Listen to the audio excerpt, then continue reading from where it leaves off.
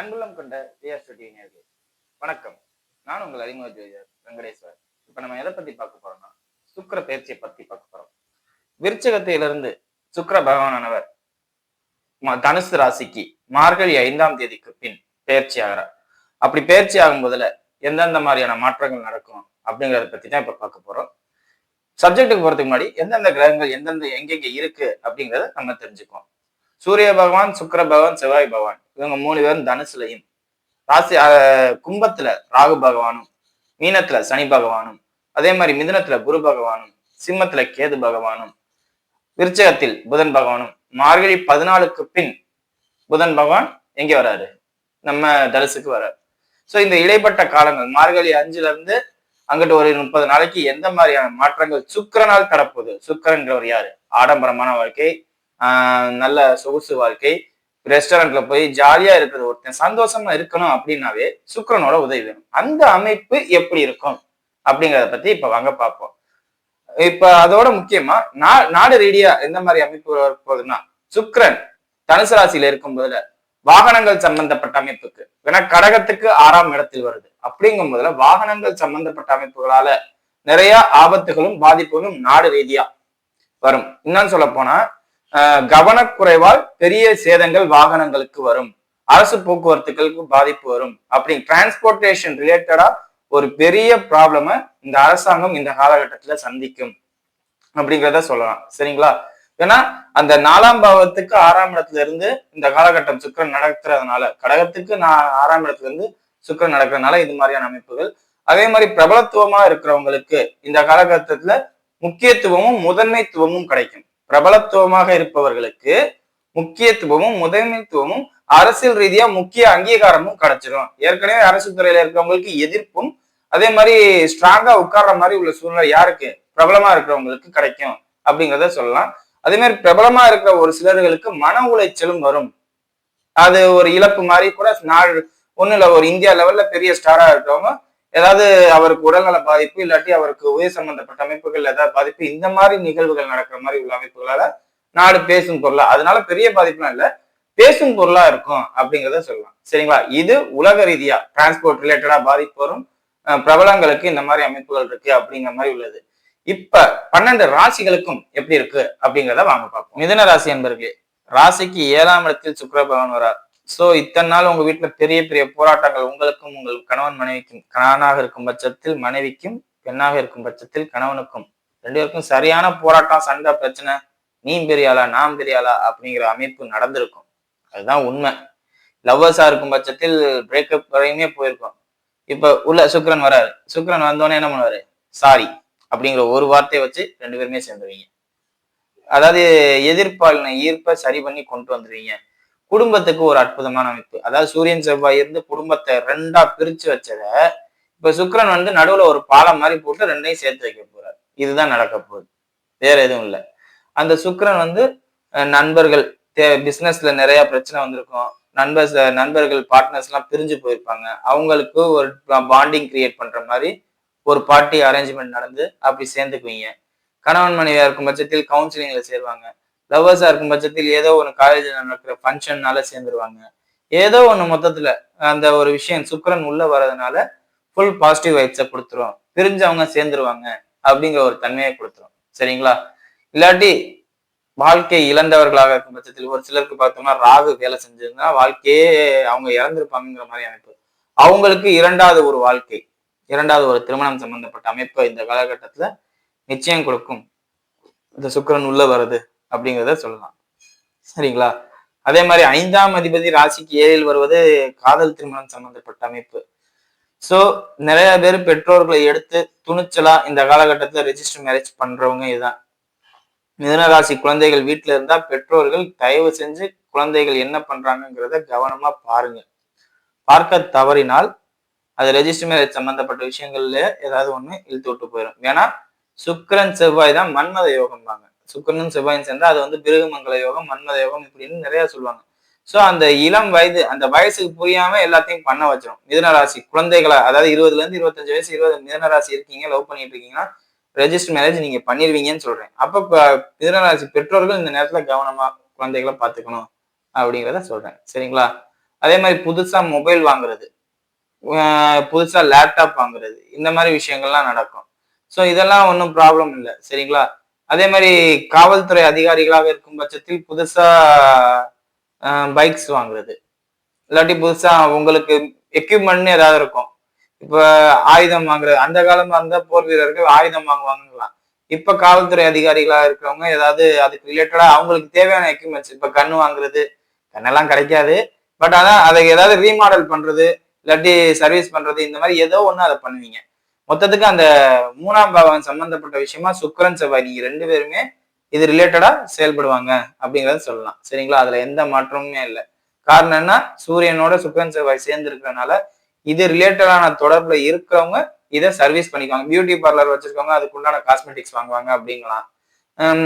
ஆயுதம் பணி ஒண்ணும் இல்லை, இரும்பு பற்றையில இருக்கிறவங்க புதுசா இரும்பு வாங்கி புதுசா ஆயுதம் செய்வாங்க அப்படின்னு சொல்லலாம். இந்த மாதிரி மூணாம் பாவ தொடர்பா ஏதாவது ஒரு வேலையை நீங்க நிச்சயம் பார்ப்பீங்க அப்படிங்கிறதுல எந்த மாற்றமும் இல்லை அப்படிங்கிறது உறுதி, சரிங்களா?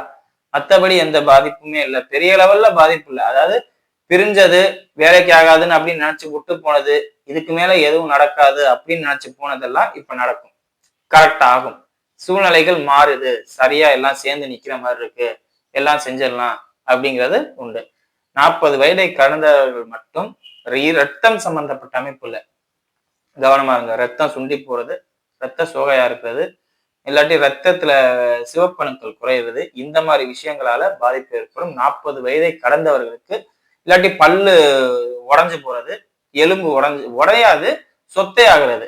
அதாவது அதோட இப்ப மூட்டு வலி எல்லாம் வருது பார்த்தோம்னா அதுல ஏதோ ஒரு நீர் மாதிரி இருக்கும்பாங்க, அந்த நீர் வத்தி போறது. இந்த மாதிரி சூரியன் செவ்வாய் சேர்றதுனால உஷ்ணம் அதிகமா இருந்தாலும் உடையிறது, சரிங்களா? இதுதான் அதோட ரீசனே. அந்த மாதிரி அமைப்புகள் வரும் 40 வயதை கடந்தவர்களுக்கு, அதை மட்டும் பார்த்துக்கோங்க, சரிங்களா? வாங்க நட்சத்திர ரீதியான பலன்கள் பார்ப்போம். மிருகசீரிஷ நட்சத்திரக்காரர்கள், மிருகசீரிஷ நட்சத்திரக்காரர்களை பொறுத்தவரையும் நான் இப்ப கொஞ்ச நேரத்துக்கு முன்னாடி சொன்னேன் பாத்தீங்களா, 40 வயதை கடந்தவர்கள் அவங்க ரொம்ப ரொம்ப கவனமாவும் எச்சரிக்கையாவும் இருக்கணும். குறிப்பா அரசாங்கத்துல இருக்கிறவங்களா இருந்தா மேலதிகாரிகளை தயவு செய்து பகைத்துக் கொள்ள வேண்டாம். பகைச்சுக்கிட்டா ஒண்ணு வேலை போகும், இல்ல வேற ஏதாவது போகும், சரிங்களா? அந்த மாதிரி அமைப்பு இருக்கு. ஏன்னா செவ்வாய் அஸ்தமிச்சு ராசியை பார்த்து மார்கழி 14 வரையும் புதன் 6ஆம் இடத்துல இருக்காரு, செவ்வாய் அஸ்தமிச்சுட்டாரு, ராசியை சூரியன் பார்க்குது. இந்த மாதிரி அமைப்புகள் 12ஆம் அதிபதியும் பார்க்குது. இந்த மாதிரி அமைப்புகள் அரசாங்கத்துல இருக்கிறவங்கள ஒரு வழி பண்ற மாதிரி உள்ள அமைப்பு. ஸோ ரொம்ப ரொம்ப கவனமாகவும் எச்சரிக்கையாகவும் இருக்கணும் அரசாங்க அதிகாரிகள், 40 வயதை கடந்தவர்கள், சரிங்களா? அதே மாதிரி வண்டி வாகனத்துல அதிவேகமா போறத தவிர்த்துக்கணும் அப்படிங்கிறத சொல்லலாம், சரிங்களா? தொழில் சம்பந்தப்பட்ட அமைப்புகள்ல நிறைய மன உளைச்சல்களும் ஏமாற்றமும் வரும். மிருகசீரிஷ நட்சத்திரக்காரர்கள் இப்படி ஏமாந்துட்டோமே அப்படி ஏமாந்துட்டோமே அப்படின்னு நினைப்பீங்க. ஸோ அதெல்லாம் பார்த்துக்கோங்க. யாருக்கும் ஷியூரிட்டி போய் போடாதீங்க, அப்படி போய் போட்டீங்கன்னா நீங்க மாட்டிக்குவீங்க. யாரையும் நீங்க நம்பி இந்த காலகட்டத்துல எந்த ஒரு வேலையும் பார்க்காதீங்க. செவ்வாய் ஒண்ணு அஸ்தமனத்துல இருந்து வெளியில வரணும், இல்லையா அந்த அஸ்தமன தோஷத்தை நிவர்த்தி பண்ற மாதிரி ஏதாவது ஒரு சூழ்நிலைகள் நடக்கணும் வீட்டுல. அப்படி நடந்துச்சுன்னா பாதிப்பு இல்லை. இல்ல இது ரெண்டுமே நடக்கல அப்படிங்கும்போது உங்களுக்கு உடல் அளவாலேயோ மனதளவாலேயோ ஏதோ ஒரு பாதிப்பு, முயற்சி செஞ்சும் வீணாயிருச்சு அப்படிங்கிற ஒரு மன வருத்தமும் மனச்சங்கட்டமும் உங்களுக்கு இருக்கும். ஸோ அதை கொஞ்சம் பார்த்துக்கங்க. மற்றபடி குறைகள் இருந்தாலும் அதை பத்தி பேச வேண்டாம். உடம்புக்கும் மனசுக்கும் முக்கியத்துவம் கொடுத்து ஓடுங்க, வேற எதை பத்தியும் சிந்தனை பண்ண வேண்டாம் இந்த காலகட்டத்துல, சரிங்களா? அடுத்தது திருவாதிரை நட்சத்திரக்காரர்கள். திருவாதிரை நட்சத்திரக்காரர்களை பொறுத்தவரை நட்சத்திராதிபதி 9ல, நீங்க தாங்க ராஜா. இப்ப நான் ஆரம்பத்துல சொன்னேன் பாத்தீங்களா, சகல விஷயமும் கிடைக்கும். வக்ரகுரு ராசியில இருந்து ராசிக்கு 9ஆம் இடத்துல இருக்கிற ராகுவை பாக்குறதுனால எல்லாமே கிடைக்குங்க. போற பக்கம் பூரா வழி கிடைக்குது அப்படின்னு நினைப்பீங்க. எதை தேடி போறீங்கிறது தான் இங்க விஷயம். பணத்தை தேடி போறீங்களா, இல்ல வாழ்க்கையை தேடி போறீங்களா, இல்ல இன்பத்தை தேடி போறீங்களா, இல்ல வண்டி வாகனத்தை ஆடம்பரத்தை தேடி போறீங்களா, சொகுசை தேடி போறீங்களா? இதுதான் உங்களோட தேடி போற பயணம் பாதை மட்டும்தான் என்னங்கிறது தெரியாது. அது ஜனகால ஜாதகம் தான் முடிவு பண்ணும். பட் ஆனா எல்லாமே உங்களுக்கு சாதகமா இருக்கும், எல்லாமே உங்களுக்கு சப்போர்ட் பண்ணுவாங்க. குறிப்பா தந்தை, குருமார்கள் எல்லாமே சப்போர்ட் பண்ணுவாங்க. காரணம் என்ன, வக்ரகுரு ராகு, நீங்க ராகு 9ல உட்கார்ந்துருச்சு. ஸோ சகலமும் உங்களுக்கு சாதகமா இருக்கிற தன்மை, எதையும் துணிஞ்சு செய்யலாம். தப்பே இல்லை, தப்புங்கிறதே இந்த உலகத்துல எதுவுமே இல்லை, எல்லாம் அனுபவிக்கிறதுக்காண்டிங்கிற ஒரு போதனையை நீங்க கொடுப்பீங்க. இந்த உலகத்துல எதுவுமே தப்பு இல்லை, எல்லாமே அனுபவிக்கிறதுக்காண்டி. இன்னொன்னு சொல்லப்போனா பல பேரை ராகுவா நீங்க மாத்த போறீங்க இந்த காலகட்டத்துல. சுக்கிரனும் அதுக்கு சப்போர்ட்டா வந்துருவாரு. அப்படிங்கும் போது உங்களுக்குலாம் ஒரு குறையும் இல்லைன்னே சொல்லலாம். நீங்க பாட்டுக்கு அடுத்தடுத்து மூவ் ஆன் ஆகிக்கிட்டே இருக்கலாம். இது யாருக்குன்னா இன்னும் ஃபைனான்ஸ் சம்பந்தப்பட்ட அமைப்புல இருப்பாங்க பாத்தீங்களா, அவங்களுக்கு தான் இது பயங்கரமா வேலை செய்யும். அதே மாதிரி விதவை பெண்களாக இருக்கிறவங்களுக்கு இது நல்லபடியா இந்த கவர்மெண்ட் ஸ்கீம் மூலியமா அரசாங்க வேலை கிடைக்கும் பாத்துருக்கீங்களா, அவங்களுக்கு இந்த காலகட்டத்துல கிடைக்கும். தாராளமா கிடைக்கும். ஏன்னா சூரியன் ராசியை பார்க்கறாரு, குரு வக்ரமாகி ராகுவை பார்க்கறாரு. இல்லீகலா போற அனைத்து விஷயங்களுக்கும் சக்சஸ். ராகு சம்பந்தப்பட்ட அனைத்து விஷயங்களுக்கும் சக்சஸ்.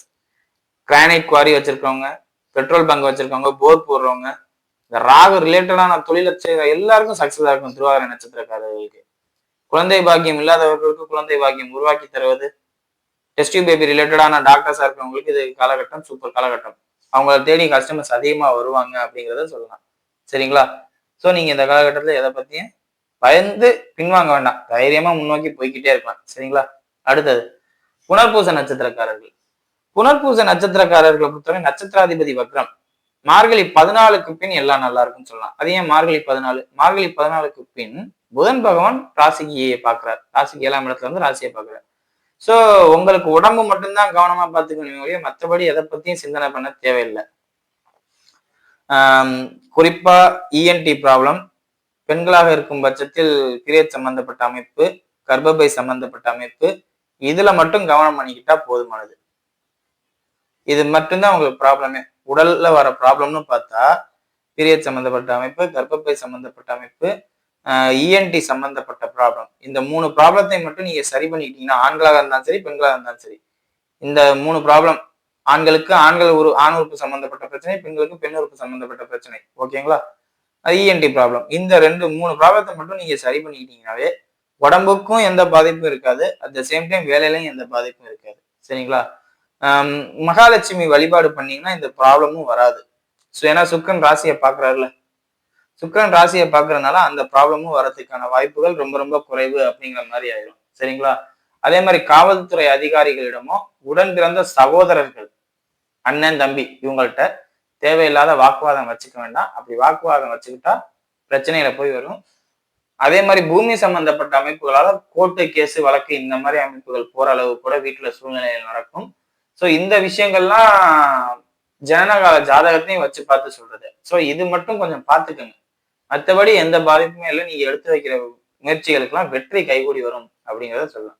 மற்றபடி உங்களுக்கு எந்த பாதிப்பும் இல்லை. உடம்புக்கு மட்டும் இந்த காலகட்டத்தில் முக்கியத்துவம் கொடுங்க. சரிங்களா? வீடியோ இப்பதான் ஃபர்ஸ்ட் டைம் பார்க்கறதா இருந்தா லைக் பண்ணுங்க, ஷேர் பண்ணுங்க, கமெண்ட் பண்ணுங்க. சேனலை மறக்காம சப்ஸ்கிரைப் பண்ணுங்க. வேற எதுவும் ஜோதிட ஆலோசனைக்கு கீழே உள்ள நம்பருக்கு கால் பண்ணுங்க. நன்றி.